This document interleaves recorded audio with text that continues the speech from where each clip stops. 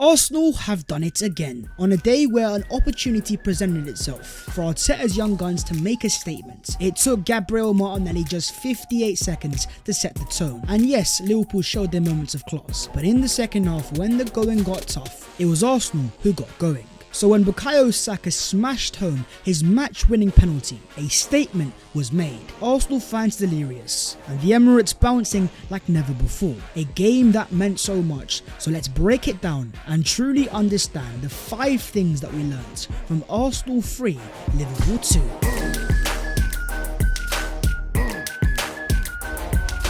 Yo, what is going on, guys? My name is Babs14. Welcome back to your boys channel. And listen, I've got back from the Emirates Stadium. It's late, but we have to analyze, we have to discuss, we have to break it down. So smash a like if you enjoy, subscribe to the channel if you are new, and join the Team 14 revolution on our road to 200,000 subscribers. But first things first, we have to start off with Gabriel Martinelli coming of age. This game had so much going into it. How are Arsenal going to start? The best starting team in the Premier League in terms of first halves, up against a team that had the worst record in terms of first halves. It was set up perfectly and Arsenal took advantage straight away, with Gabriel Martinelli's goal coming within 58 seconds. That is the fastest goal that Arsenal have scored in the Premier League home game since October 2011, when Robin van Persie scored against Sunderland. This was the epitome of Arsenal making a statement that this is the Emirates Stadium and this is a fortress that when you come to, if you aren't at your best from the get-go, we are going to rip you apart. Saliba stopping the counter-attack. You get the ball to Bukayo Saka, who is an isolation demon. Get the ball to him, he drives, he's direct. And then Martin Odegaard with the composure, the Laposa, the passing behind, it was perfect, it was gorgeous.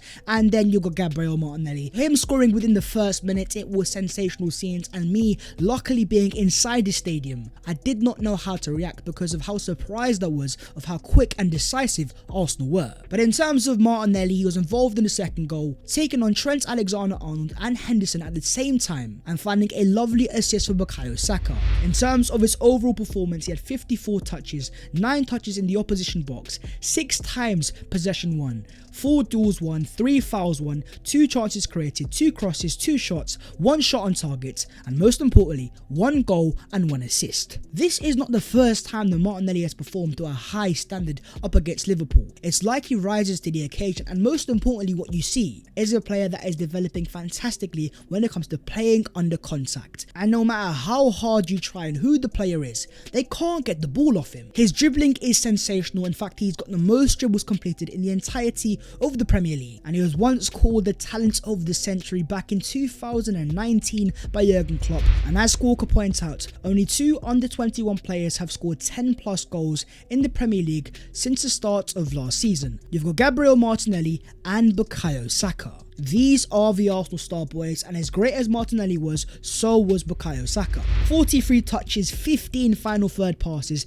10 touches in the opposition box, 4 shots, 4 duels won, 3 passes into the box, 3 shots on target, 2 crosses, 2 fouls won, and 2 goals scored. Bukayo Saka has now scored in 2 games this season, against Man United at Old Trafford and Liverpool at the Emirates Stadium, which means that he has now scored against every other Big 6 club in the Premier League, and he turned 21 last month. If Gabriel Martinelli is a big game player, then so is Bukayo Saka. To show the balls to take that penalty in the 80th minute or so, after his entire history of penalties and the Euros and the fact that he missed one at such a massive occasion, it shows that this guy has the confidence, the personality, and the arrogance to go, you know what, I might have made mistakes in the past, but now I am a different player and I will take the responsibility to win the game for my club. What's the most scary thing about Saka and Martinelli is that they are so good and they are so young. Both are still under 21, so one can only imagine these players are nowhere near their peaks and they're only gonna get better. As Mikel Arteta says on Martinelli,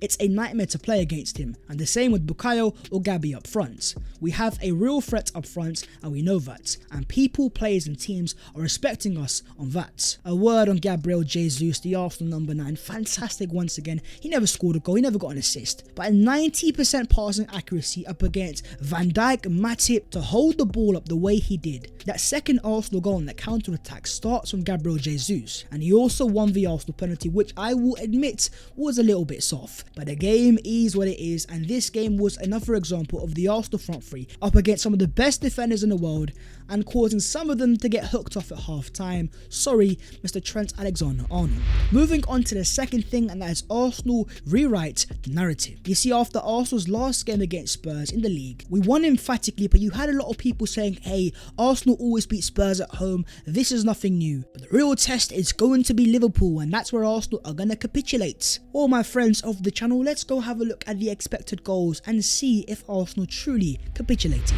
And would you look at that, Arsenal had an emphatic 3.03 to Liverpool's 0.87. Not only were Arsenal so decisive going forwards, but in terms of limiting the Liverpool attack of Salah, Diaz, Jota, Firmino and even Nunes, that 0.87 XG against Arsenal is their lowest total since the start of last season. But even though the XG is emphatic, what we have to understand is this game had many different facets, because in the first half, even though Arsenal made a blistering start, after the Arsenal first goal, Liverpool came back into the game and they kept the ball very well, and Arsenal were very aggressive with their passing, and the idea was very clear that Arsenal wanted to hurt Liverpool and their high line, but by doing that we were being too aggressive and too vertical with our passing, and we were playing one too many long balls. And what that meant was that Arsenal were unable to keep the ball. But things changed in the second half. A quick look into the attacking threat shows straight away that in the second half it was wave after wave of Arsenal pressure and utter dominance. In fact, Arsenal had 46 touches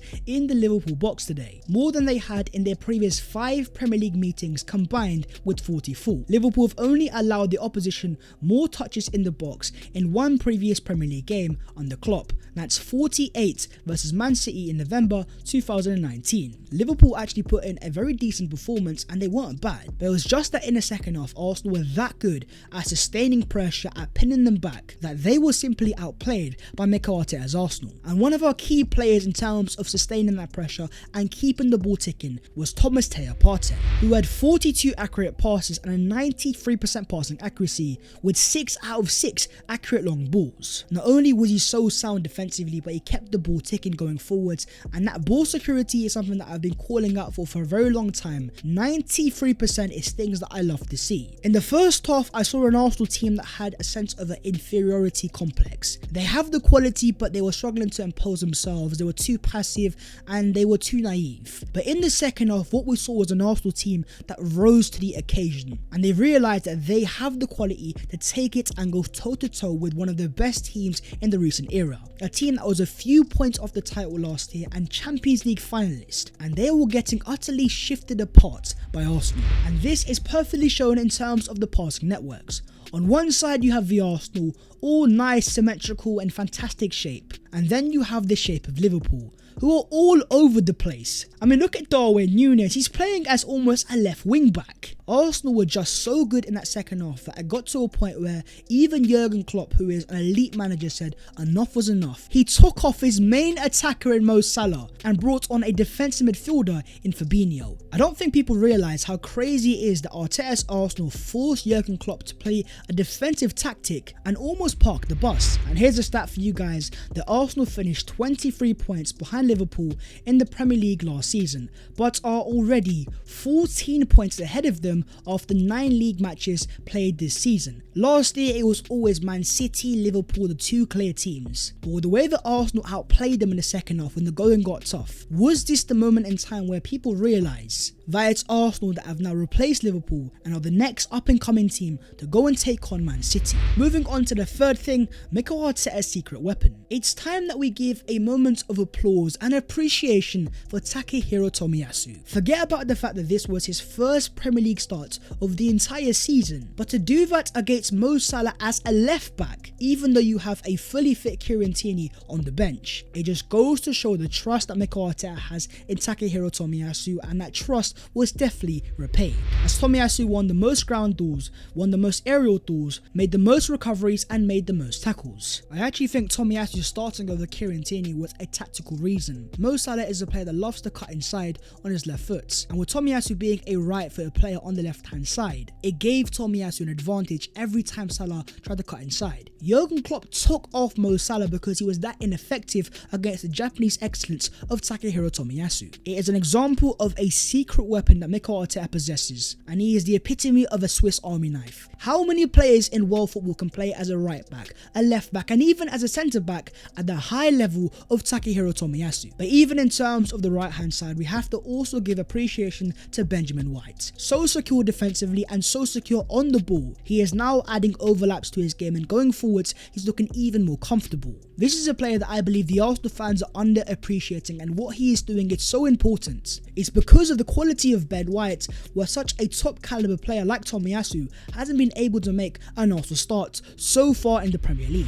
Moving on to the fourth thing, and that is centre back struggles. Gabriel and William Saliba are two players that when they have good performances, I am the first guy to give them praise. But in this game, I think in some occasions they were found lacking. And we're going to start off with Gabriel Magalhaes, who played a fantastic part in the Arsenal second goal. But in terms of his actual game, I think defensively he was caught lacking too often, and Darwin Núñez caused him a lot of problems. Not only do I believe that he got away with a handball, but even in terms of that first Liverpool goal, could he have done a little bit better in terms of clearing that ball? But also in terms of William Saliba, he's a great Arsenal player, and in terms of this game he had some very good moments, and he's a player that's fantastic in terms of 1v1 defending. But one thing that I say Saliba kind of struggles with, or at least at his current age needs to improve upon, is definitely his off the ball awareness, and that was perfectly shown in the second Liverpool goal, where Firmino makes a good run in behind, but it's nothing special, and Saliba kind of makes a little bit of a mistake where he kind of steps to one side and opens up the space for Jota to play the pass. It's not something that I'm overly concerned about though, because of the age of both Saliba and Gabriel, because they are both still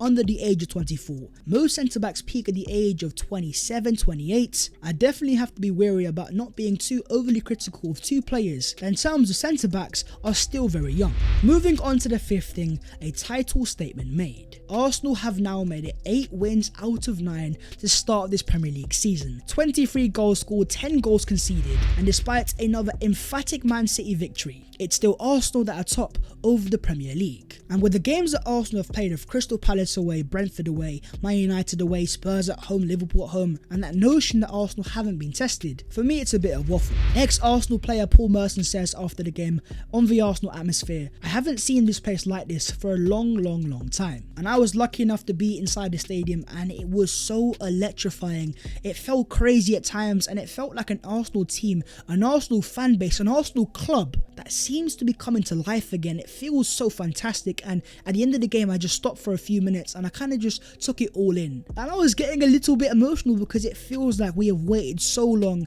and we have suffered for so long for Arsenal to get to this stage again, where as Arsenal fans we are finally believing. And as Mikel Arteta says, that's the word: more belief, more confidence that we can compete, play at this level and win, which is the most important thing. Over the years, I've got a fair few people saying to me, "Babs, why do you believe in Mikel Arteta? What do you see in Mikel Arteta?" I think slowly but surely that belief is starting to get shared, and fans are now seeing the style, the philosophy, and what Mikel Arteta is trying to create at Arsenal Football Club. Up next, Arsenal have Bodo Glimt in the Europa League. Then it's Leeds away, PSV Eindhoven at home, Southampton away, PSV Eindhoven away, and Nottingham Forest at home. Those games are coming thick and fast, but in terms of games that I think Arsenal can win there, with the way that Arsenal are currently playing, and if we can avoid injuries, I don't see why Arsenal can't make it 6 wins out of 6. But that's the key part, the fitness of our key players, and when this first team is fit and it's available and it's firing, I'll say it right now, I do believe this Arsenal first starting 11 has the quality to compete for a Premier League title. So talk to me down below in the comments and let me know your thoughts of, are you guys starting to believe that this year Arsenal have what it takes to go all the way and compete for the Premier League title? But that is the video there and there, so hopefully you have enjoyed. Smash a like as always if you do, and subscribe if you are new. If you want to follow your boy on all of his social medias, then the links are down below in the description. But that was the 5 things that we learnt from Arsenal 3, Liverpool 2, 3 points in the bag. It's a gargantuan victory for Arsenal Football Club. We are still top of the Premier League, and Arsenal fans are believing, they're excited, and most importantly, happy and smiles on their faces. Long may it continue, and I'll see you guys next time. Peace and happiness.